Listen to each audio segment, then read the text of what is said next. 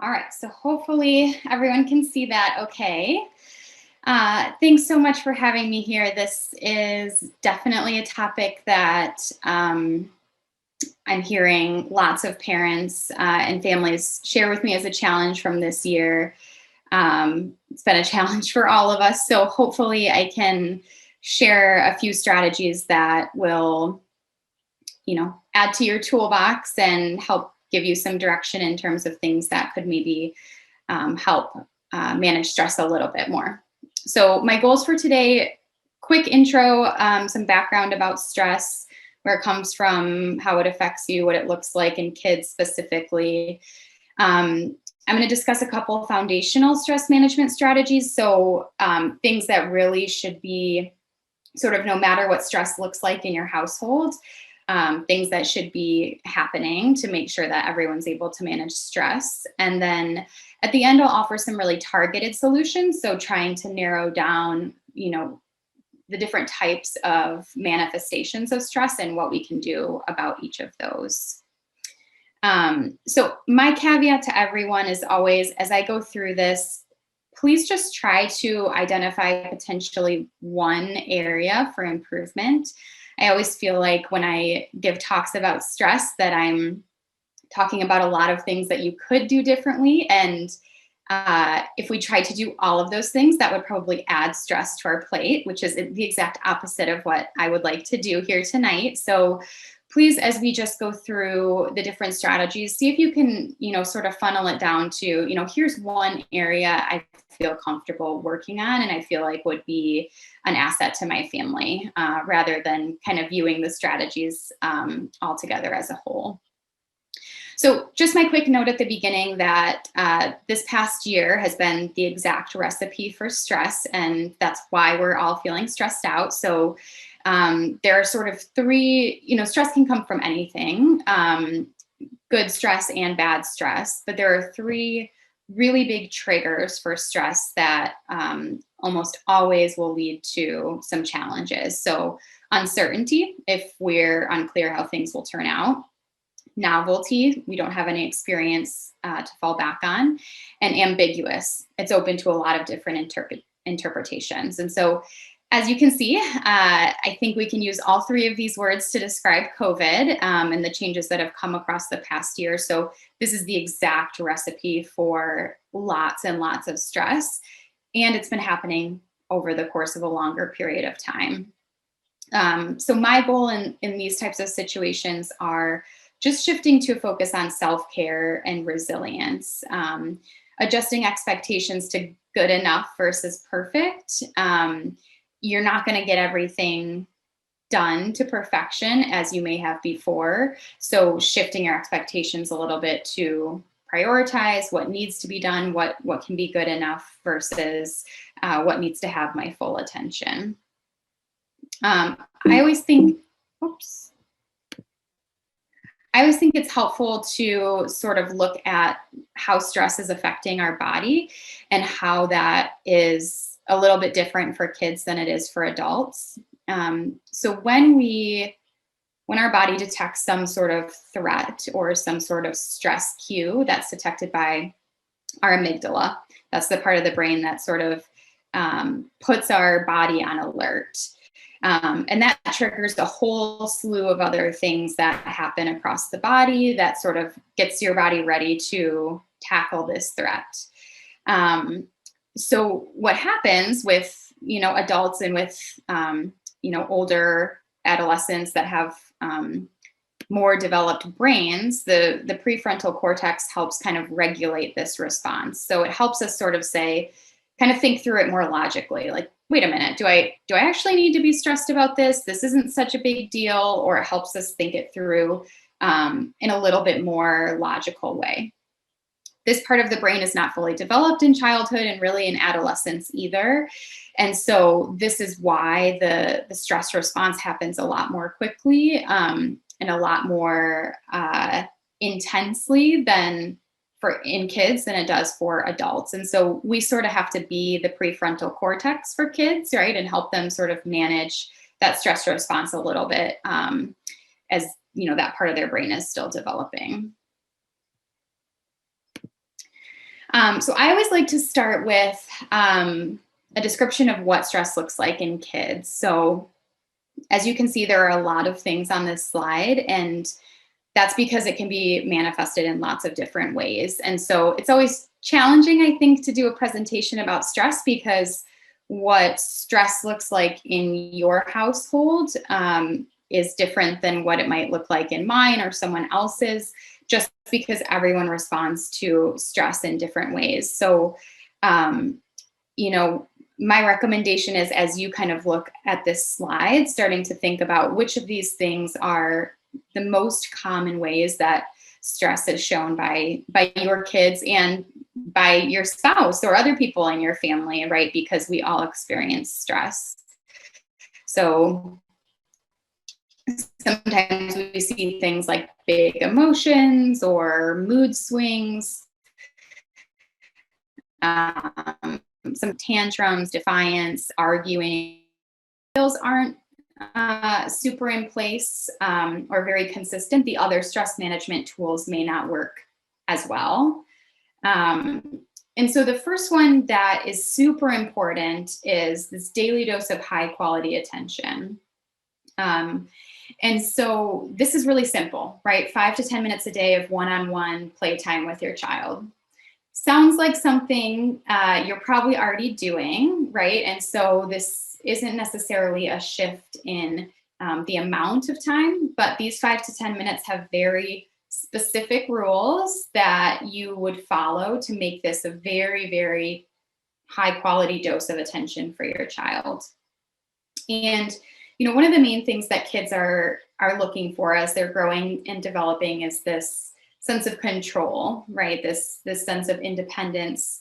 And they don't get that a whole lot, right? Because they're sort of under instructional control typically across their whole day. They're told when they need to wake up. They're told when it's time for breakfast. They're told when they need to log on to school. They're told what they need to do in terms of schoolwork. They're told when it's lunchtime, and so on and so on, right? And so 5 minutes a day of time where they're able to get that full control as well as your full attention is a huge dose of positive attention to fill their tank up. And so this is what we want to aim for every single day. These 5 to 10 minutes, it's, something quick and easy in the home. It's not some, big outing that would be hard to manage daily, but it's simply just choosing interactive toys, interactive activities to where you can follow a specific set of rules.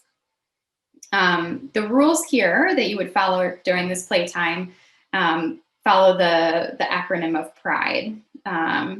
So the P is that you want to be giving lots of praise during this time. Reflection is just reflecting back what you hear them say and what you're seeing them doing during this time. Imitation is just as it sounds. You're essentially just imitating whatever they want to do. So if they want to play the game with their own rules and make things up so that they always win, totally fine during this 5 to 10 minutes of time, right? Outside of that time, can go back to the normal rules, but you always want to be following their lead.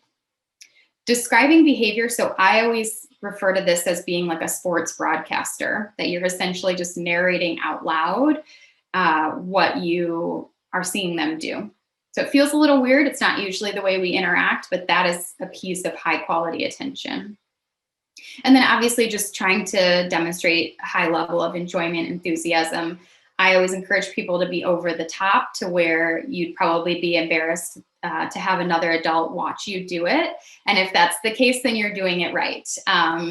So we want it to be, this huge dose of attention that's sort of filling their tank up each day. During this time, this is the hardest part. You want to avoid asking questions. Questions are a natural way that we interact, but they also can sort of control the situation a little bit. So we want to avoid those as much as possible. So again, just narrating like a sports broadcaster rather than asking questions along the way. And then avoiding commands and criticisms as well during this time. This is one foundational piece. Another foundational piece is just consistent praise and attention for positive and neutral behavior. I always really encourage parents to focus on neutral behavior. I think most parents are really good at praising when kids go above and beyond to do the things that they're supposed to do, or to do things that are, extra special. I think we're a lot more likely to point those things out than we are just sort of the neutral behaviors, where sitting there quietly doing really not much at all, just kind of hanging out. We're less likely to praise in those moments. And those are the moments where we kind of pull away to get things done, to check off our list, which certainly needs to happen. But those are the moments that you really want to jump in and every so often kind of pepper in some praise, give a high five, pat on the back, anything to let them know that what you're seeing is what you want to see. So I always like this graphic of, if there's a behavior plus attention, we're going to see more of that behavior. So anything that you attend to is going to be repeated.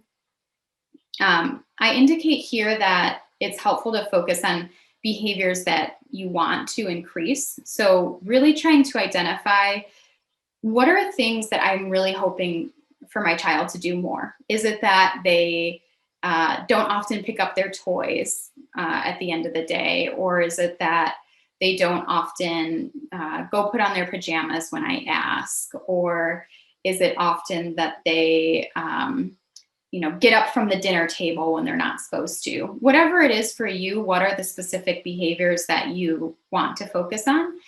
And trying to make it a point to always point those out every single time they're done.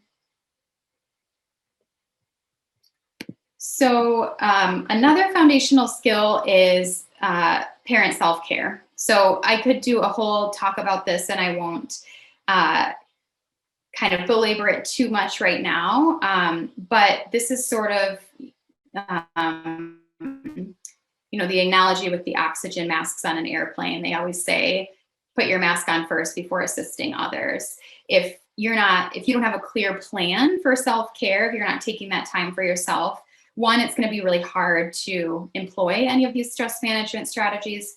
And two, if there's not a clear plan in place, that's going to be the first thing to go, right? When you get busy, when you have a million things to do, that's going to fall to the wayside if you don't have a clear plan and a structure for making it happen. And I can't tell you what that self-care is for you because it's different for everybody, but just picking something to start with. What am I doing every day to recharge? And then also a reminder too that, it does take a village, but people don't know what you need often. So, ask for help. People are there to help, but you have to make sure to ask. So make sure the things that you need are being communicated to those around you. And then one last foundational skill, these are the don'ts. These are the things we want to avoid. When we're thinking about just general communication, discipline in the home, these are the two things that are the biggest pitfalls that happen most frequently. So too much talking and too much emotion. So too much talking, I think often we kind of have the idea that, if my child didn't pick up their toys like I asked, or if they didn't do their homework, it's because they don't have enough information. I need to explain to them more why they should do their homework or why they should pick up their toys. And that's not the case usually. Usually non-compliance is not because they don't have enough information, but instead that excessive explaining actually makes it less likely for them to cooperate. So I always like this graphic. It's from the book 1, 2, 3 Magic, if people are familiar with it. But this is sort of, it's a child saying, gee, I never looked at it like this before. Thanks for the explanation. My guess is that many of us have not heard this from our kids. And if you have, please let me know, because that would be very rare. But we don't get this response, right? So when we do that excessive explaining and talk through misbehavior, we're just making ourselves frustrated, and we're really never going to get this response from kids, that they're going to see it in a new light and they're going to do it differently. It really just sort of muddles the situation. And then too much emotion, right? So again, I kind of talked about kids being, in that developmental level where they're sort of searching for control. They're searching to make an impact, to have power in some way, because they don't have a lot of power just yet, right? They're under someone else's instructional control throughout the day. So if they're able to make you upset, this book has a nice analogy that it's sort of like, a kid could stand there all day throwing rocks into a water, because that makes a big splash for them. That makes an impact, and that makes them feel like they've accomplished something. So that upset, that reaction can be the big splash and can make it more likely that you'll see that behavior again. So though it's really hard not to demonstrate that emotion or become easily frustrated, it is something that will inadvertently reinforce the behavior that we actually don't want to reinforce. Okay, so next I'm going to kind of go through some of the specific strategies for managing some different types of stress-related behaviors. So going back to the slide where I kind of gave the whole picture of what stress can look like, I'll try to target some of these more specific behaviors with some solutions that you can employ. So I'm seeing a lot of different responses in terms of what you're seeing in your home. So hopefully I'll be able to touch on at least one of the specific responses that you're seeing. So constant reassurance seeking is something I see come through my office quite a lot. So it's very related to anxious behaviors where we're asking a lot of questions. And so this is natural when we're faced with uncertainty, because our brains are trying to protect us from danger, really increasing our attention to this risk and this threat. But the challenge is that when we try to seek certainty where it doesn't exist, then we're just spiraling, right? We're asking a lot of questions there aren't answers to. And when we can't get those answers, that stress is still there, that anxiety is still there. So I always encourage people to think about experiences they've had living with uncertainty before. It's uncomfortable, we don't like it, but we can do it, right? So if you've had to wait before to hear about a job interview or college acceptance, you somehow tolerated that uncertainty without knowing the facts, because you couldn't get that certainty until it was time. And so thinking about, how have I done this before in the past? I can tolerate that uncertainty now. The biggest kind of bait that anxiety throws out there are what if questions. You don't want to respond to these, coming from our kids or coming from our own brain, because that's just kind of fueling the anxiety moving forward, right? We don't know what will happen. We can't predict the future. And so if we spend our time answering those what if questions, that becomes problematic. So what do we do about this? If your kid is the one who's asking a million questions, getting a lot of reassurance or seeking reassurance, the main thing you want to try is deferring discussion. So we absolutely do not want to answer those questions when they pop up in the moment. So the reason behind this is that while giving them the answers and comforting them in the moment does help them soothe those anxious feelings, it's actually inadvertently reinforcing the anxiety. So what we're telling them is, yes, you're right. You do need all these details in order to move forward and in order to cope with this uncomfortable feeling. When actually, one, we probably don't have all of the answers given all the uncertainty, and two, they would be okay if they didn't have that information. And we can't just tell them that in words. They need to experience that on their own. So I like to call this strategy acknowledge and defer. And so essentially what you'll want to do is when your child comes to you asking a lot of questions, seeking reassurance, you would acknowledge that feeling. I totally hear that you're feeling really worried right now, but right now we're eating dinner. And we can talk about that later during our worry time, or whatever you want to call the time. So setting a specific time each day where you're allowed to answer those questions, where you give your child that undivided attention and you respond to the questions that they have. So then this is non-contingent, it happens the same time every day. It's time limited, so you don't go on for hours and hours and hours. Excuse me.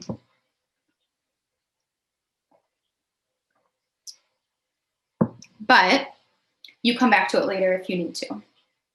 So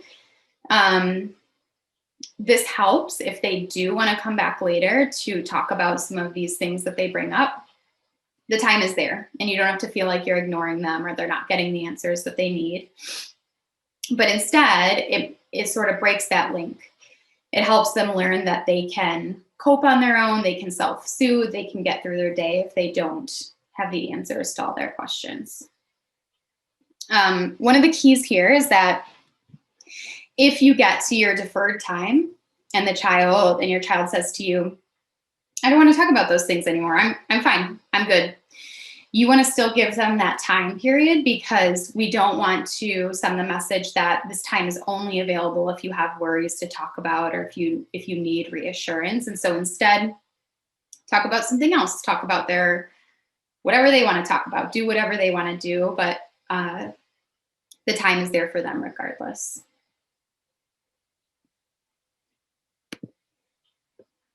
Another helpful solution for the reassurance seekers is to bring them back to the present, right? When we're seeking reassurance, we're usually thinking about the future or the past. We're not in our present moment. And so there's a couple grounding techniques, we call them, to help sort of bring yourself back to the present moment. So I'll kind of demonstrate one of them for you just right now. So we've been doing it yourself, sort of looking around your room. The first one is a 3-2-1. And you'll start by naming 3 things that you can see. So go ahead and look around your room right now, and in your head, name and describe 3 things that you can see. So maybe for me, I see a very green plant over in the corner. I see some very bright blue Post-it notes, and I see my funny dog calendar that has a little funny description for every day, and thankfully I am on the right day of the month. Then you'll look around your room and name 2 things that you can physically feel. So, a lot of times it's feeling the place where you're sitting. For me, my chair is kind of like a velvety feeling, so I'm going to actually run my hands on it and feel that feeling. I'm also going to, hold my water bottle that's right in front of me, and I can feel that very cool feeling of the water. And then the last thing is one thing that you can hear. So really trying to pause for a second and what's something you can hear in the moment. For me, I have a sound machine in the background. And so that's what I can kind of hear constantly throughout my day. You would keep repeating this cycle until you feel a little bit calmer. And so prompting kids to do these things and follow these few steps is helpful. Engaging your mind. So again, trying to bring your focus to something else is really helpful. That's not gravitating towards the future, but instead, let's count backwards, or let's say the alphabet backwards. Let's do these silly little tricks to keep your mind right here in the moment. Next challenge is disruptive behavior. So I kind of lump all these things under one category. These are things like arguing, whining, tantrums, yelling, anything that's basically disruptive but is not hurting anyone or anything. And here, the absolute most important thing to do is active ignoring. So again, we talked about any behavior that we provide attention to, whether that attention is positive or negative, is more likely to be repeated. And so here, because these behaviors aren't hurting anyone or anything, if it's just simply disruptive, we want to make sure to ignore those. And my caveat is that active ignoring is very easy to say, very hard to do in real life. And here's where, it's so important that you have that time to recharge, because otherwise you're not going to have the fuel in your tank to stick through, ignoring a whole tantrum until it comes back down to baseline. But active ignoring looks like no words at all. So not even saying, I'm ignoring you. Don't even want to say that. Just show them with your actions that you're not responding to that behavior. Turning your body away, walking to another room, having a neutral expression on your face, really having no indication that their behavior is impacting you in any way. This strategy is only helpful if the foundational skills are in place. So those constant praises throughout the day, the 5 to 10 minutes of that high quality dose of attention, if those things are in place, then your child will feel the contrast with active ignoring. If those things aren't in place, then active ignoring doesn't tend to be as helpful of a strategy. So with disruptive behavior, mind the big three: diet and nutrition, activity level, and sleep, play into our mood, our ability to problem solve, to deal with disappointment and stress. And right now, I think it would be totally normal if a few of these things were kind of off for either you or for your child. And so on the one hand, kind of just check in and, are any of these probably a factor right now? If they are, it might be, a little bit out of your control in the moment, but just trying to sort of make sure that these things are in place to the best that you can, to where your child's getting enough sleep, they're staying active, and they're getting, consistent meals and good nutrition throughout the day. Again, we could talk a lot more in detail about those, but just kind of remembering that these things do contribute to our abilities, ours as adults, but as kids as well, to tolerate distress as it comes along. One thing that I think is helpful for, definitely as a solution to disruptive behavior, but really I would recommend this strategy for everyone, is scheduled relaxation time. There are lots of great relaxation strategies out there.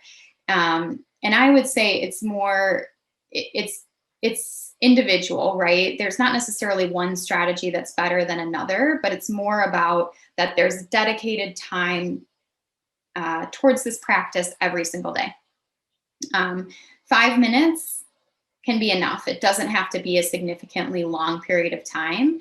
But the challenge is, if there's never any practice with it, and then we try to use some of these strategies in moments where there's problematic behavior, anxiety, worries, we're going to develop a negative association to some of these skills, that we only do them when I'm feeling upset or when I'm feeling stressed or when I'm feeling frustrated. So we want to make it a regular part of our routine, that we just do these things every day, no matter what. It's a normal part of our day. And then we also can use them in times when we feel extra stressed. So I put a couple of resources on here. As I mentioned, there are tons of resources out there, and you may already have some that you like. There's some deep breathing tools, some apps I put there. There's visual imagery. muscle relaxation if you find that, you have a kid who seems to be more tense, reporting headaches or stomach aches. I would definitely recommend progressive muscle relaxation. And then yoga, if you feel like having more purposeful movement is a better way to unwind. And so I think just trying them all and seeing what feels right, or building a toolbox where there's different options. But the biggest key is that this is part of your day, every single day, to practice these. So the challenge of moodiness and withdrawal. So seeing your child's mood decline, maybe they're withdrawing, they're spending more time alone, isolating. This is a really typical response to stress, because what happens is when our mood drops even a little bit, we notice lower energy, and that lower energy makes us not want to do anything. We can probably all relate to this. When our mood drops, we feel like sitting around and doing nothing. We don't feel like being around people. We don't want to do physical activity. We just want to crawl up under our covers and not come out of there. And that reaction is fine for a short period of time, but when it happens for a lengthier period of time, we're essentially missing out on all of the things that boost our mood. So then our mood drops even lower. We really don't feel like doing anything. And now we're really missing out on reinforcement, and we stay within this withdrawal cycle. And so what we want to try to do is take sort of slow steps to kind of burst out of this cycle, and not just listen to what mood's telling us to do. So the first step is to validate feelings. And so I think this not only for low mood, but other feelings that you might hear about or recognize in your child, whether it's frustration or annoyance or boredom, really trying to step in and validate those feelings as a first step is important. So I listed here a couple of don'ts, which I always encourage people to think about how you feel when people respond to you in this way. When you're stressed, when you go to someone else for support, or just to vent, think about how these sorts of responses make you feel. So denying your feelings. So saying something like, there's no reason you should be so upset, right? Because you do feel upset. Whether there's a reason or not, you feel upset, and that can be really invalidating. Responding philosophically, so saying things like, well, that's just how life is. You have to get over it. That's just life. Giving advice. I think all of us are well-intentioned in that if someone comes to us with a problem, we often want to jump in and help them with solutions and say things like, oh, you know what I think you should do? Here, why don't you try this? But the challenge is that's often not what kids are looking for, or adults for that matter. Sometimes we just want to vent and have someone tell us they understand how we feel. And so not jumping in right away to give advice. Asking questions. So often we want to say things like, well, didn't you know that was going to happen? Or hasn't this happened before? Those kinds of things can be not so helpful. Defending the other person. So saying something like, well, I get why your brother took your toy, or I get why your brother doesn't want to play with you. And then pity responses like, oh, you poor thing. I just feel so sorry for you. Those sorts of things are likely to escalate the situation. And so really just trying to always take steps to validate feelings. So listening with your full attention, which means you're looking at them with your eyes. You're not looking at the TV. You're not looking at your phone, but you're showing and demonstrating your full attention. Acknowledging feelings. So just even kind of quick responses of, mm-hmm, or I see, really simple. And then give the feeling a name. So, oh, I see you're feeling frustrated about this, or I see you're feeling kind of worried. Really labeling and saying that feeling word out loud.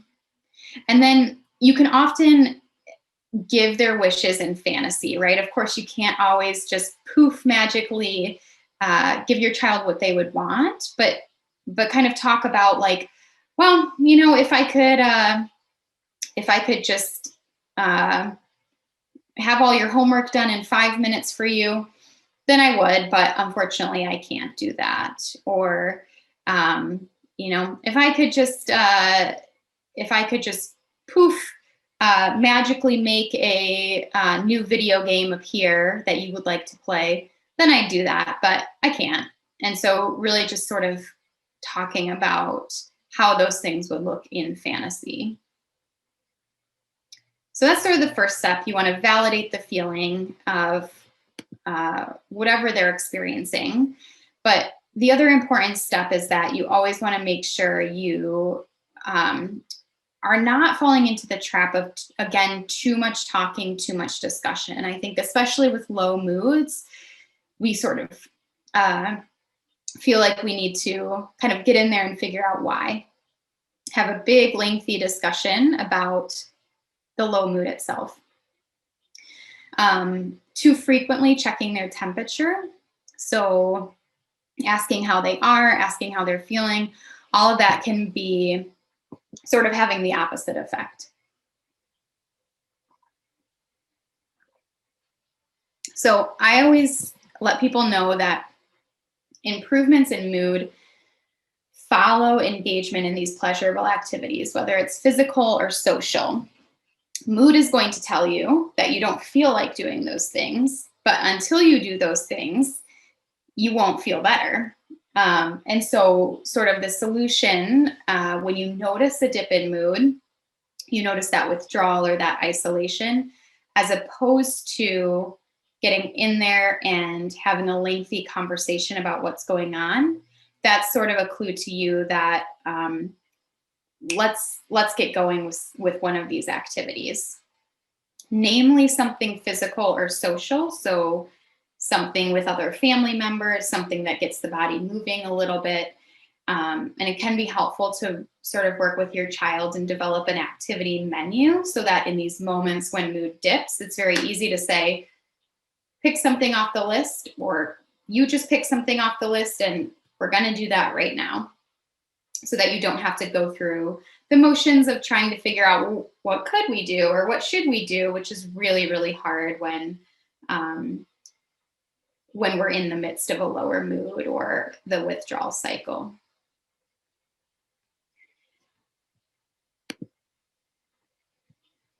So arguments. So if you're frequently feeling like you're getting into this back and forth exchange, I think it can be a challenge, especially when we are home much more often with each other. But there's less of this kind of break to recharge, and a lot more maybe nitpicking can be happening. I always kind of frame it as, with arguments, it takes two to tango, right? It takes two people to engage in an argument. If you only have one person, there's no argument. Because of a child's, they're still developing that prefrontal cortex, they're not going to be the one to think logically about it and disengage from the argument, right? They're never going to be the one to disengage. And so it's really the parent that has to, if you find yourself in that back and forth argument that's heading nowhere, that you have to be the one to disengage. And I often hear parents worry, well, isn't that allowing them to win or to kind of have the upper hand? And, I like to frame it as your child can have the last word all they want, but you as the parent get the final say. And the final say is that you're not going to communicate with them when they're arguing, when they're, having these disruptive behaviors, and that you will communicate with them at a different time, as long as they're using respectful language. And so, it's always really helpful to, if you start to feel like that back and forth exchange is coming, just to sort of cut it off, disengage, and make sure to be the one to kind of end that. The solution for this is that, these things that kids are bringing up, or that you might be bringing up, that need to be kind of family conversations, are helpful to discuss during more of a scheduled problem-solving time. So you might schedule a weekly time to meet as a family for problem solving. So Sundays at 5 o'clock, we're going to meet as a family for this problem solving time. Anything that pops up across the week, you don't talk about it then. You write it down, put it in a suggestion box, and those are the things that you go through together as a family during that scheduled problem solving time. I think that this is especially helpful as a strategy this year because we have had so many changes with the school schedule and things changing at the last minute, that if you have this scheduled problem solving time in place, I think this is a great time to sit down as a family and say, okay, what's our approach for this week? Do we need to change up anything about our schedule? Do we need to plan for, any differences in our routine? And then that way, that time is already in your calendar. You're already planning for it, and you don't need to feel like you sort of have to kind of chaotically throw some things together. But it's a good time to sort of get on the same page about what needs to happen that week.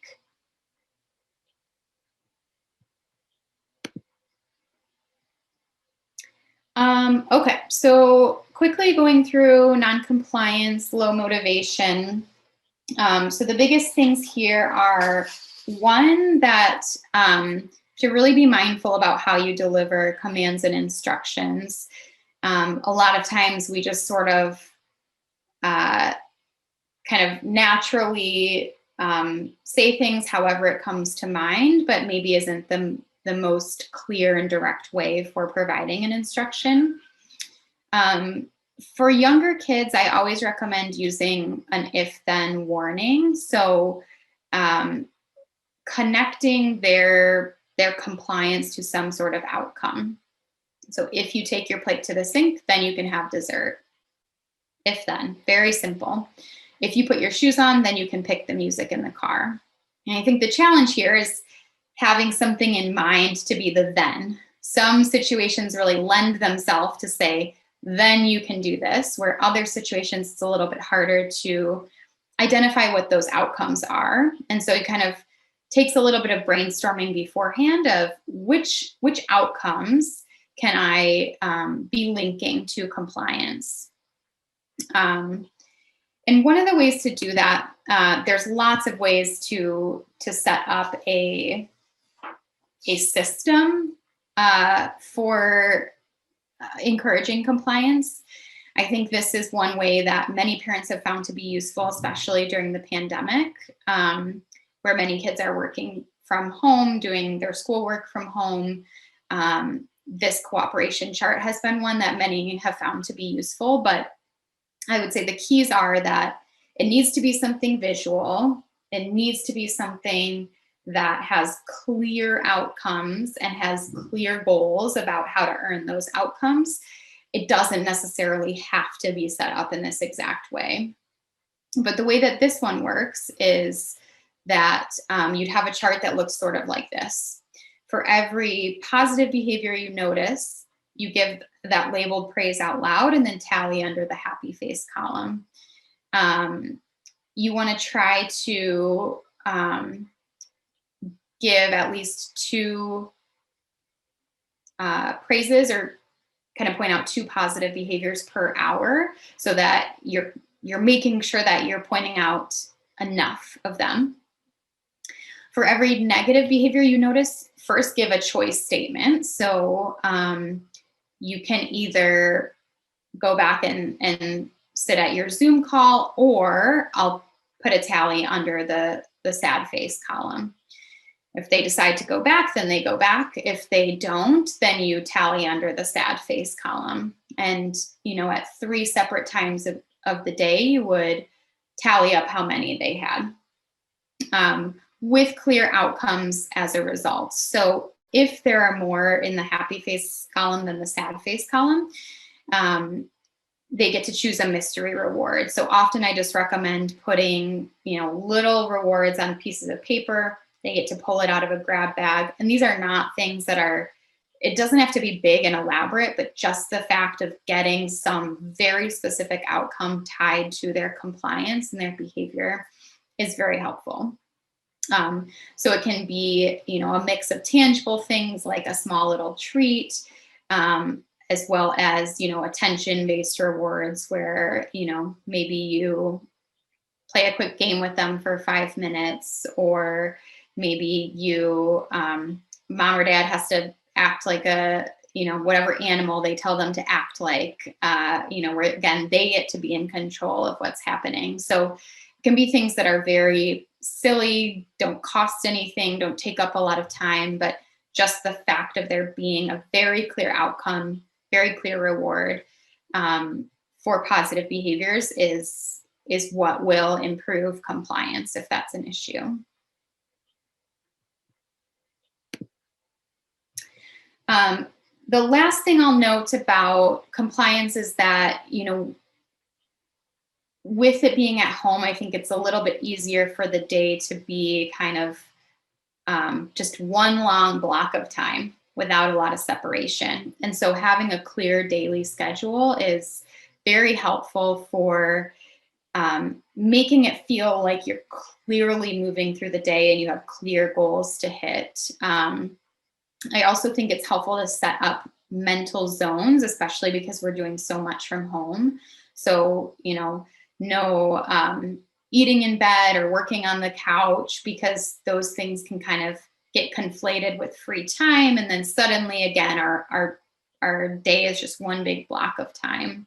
And so we really want to be clear and add structure to our day. And I always encourage kids to be involved in the schedule development of kind of what's going on the daily schedule, so they know what to expect and they feel like they have some level of control over it. One last quick note, and then I'll take a couple of questions. I just wanted to do a quick note about screen time. So this is a question I get asked a lot, and especially this year with lots more screen time happening because school is happening all on screens or mostly on screens. We do know that more social media and screen time correlates with low psychological well-being, but I do also feel like we need to be a little bit more flexible this year. So I just put a couple of ideas for limiting media or screen time, given that it is such a big part of our day-to-day now, even more so than it was before. So even setting a specific time of the day when screen use is allowed. So during these hours of the day, leisure screen time is allowed. Or in kind of on the flip side, enforcing times of day where it's not allowed, that it's absolutely, screens are not going to be used during these hours. I always recommend reserving screen time for the end of the day when other goals have been met. So sort of having like a check out process with mom and dad where they say, okay, I've finished my homework, I did my physical activity, social time, now can I do screens? Sort of having it be once everything else is finished. Modeling restraint and balance in your own media use, and using strategies to avoid the power struggle. So when you ask for the phone or tell your child to turn it off, if there's a lot of arguing and back and forth, just use a different approach, right? Turn off the data, change the Wi-Fi password if you need to, keep control of parts like the chargers or the remotes so that they need to check in with you to continue using their devices. And then I also encourage people to brainstorm alternatives. Like, it's usually not so helpful when we just tell kids what not to do. So don't be on your screen right now is not as helpful as here are some other options that you can be doing. And here's another place where that activity menu can come into play is if you have a clear activity menu, then kids can say, these are my options when screen time is not available. And then one last note, again, this year is strange and weird. And, if it means getting your own work and tasks accomplished, allow extra screen time use. If it means having your self-care time, that sort of thing, that's okay. And another approach to it is sort of just prioritizing wellness.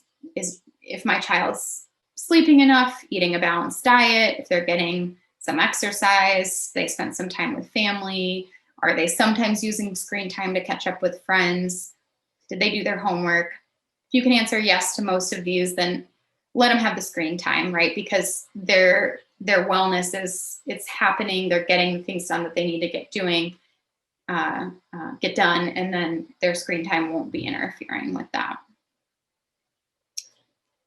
So I will pause there to make sure I leave some time for questions. I see maybe one popped up, Jessica.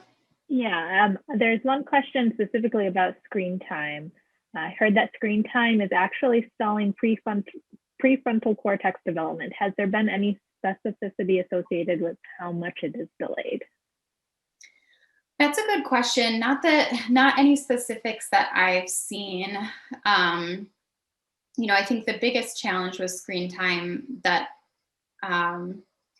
it's not necessarily the screen time itself that's the problem, but typically the screen time is kind of precluding you from doing other activities, right? So if you do too much on screens, then that's time away from everything else.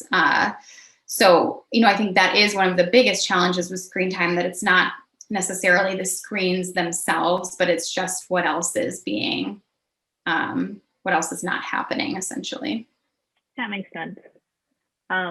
Another question that came through just to me was one parent has a question about how to navigate shared custody with the other parent. They try not to attack the parent in conversation with the kids, but also wants to let the kids know how they're feeling, but still affirm that their other parent loves them too. Yeah, so that is, that's a tricky one. And I think, exactly as you noted, as much as you can keep the conversation kind of positive with the child there. But I do feel like it's important. I always recommend, as much as you can, trying to, we call it a co-parenting plan, sort of go through all the kind of expectations in the different households and make sure that it's as consistent as it can be. I mean, it's two different places. It's definitely going to be different, but trying to kind of get clarity on how things are looking in both households so that the child is easily able to kind of know what to expect, which is challenging. I think sometimes can lead to some conflict, but just sort of trying to get it, nailed down on paper, essentially what's going to be expected in both places. That makes sense. So the parents really need to come up with a plan and try and stay consistent in both locations. Yep, exactly. And I have a template that I often use that sort of goes through each kind of area of the home, like what's going to be expected for, so like friend time, what's going to be allowed at each of their houses, what's going to be allowed in terms of screen time, what's going to be expected in terms of chores, sort of walks through all those key areas. Got it. Well, if anyone else has a question, feel free to unmute yourself and ask, or if you would rather just type into the chat, that's fine as well.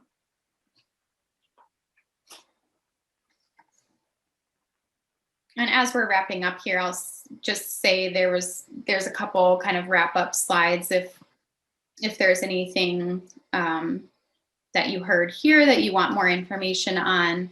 Our clinic offers a couple of services that are helpful for parents. So teleconsultations or parent problem solving sessions can help sort of flush out some more of these ideas if anything kind of stuck out to you, or if you'd like more information. And feel free to contact me directly if you have any questions or other more specific things that pop up later on after the presentation. All right. Well, thank you so much, Dr. Thompson. This was really enjoyable. If you have teenagers at home, ages 13 and up, or if you have friends or family who do, we are having the same program but geared more towards those teens next month. I put the link for that one in my email earlier today, but I will include it as well tomorrow with this recording and the PDFs of the slides. Thanks everyone for attending, and thank you, Dr. Thompson, for your time tonight. Thank you.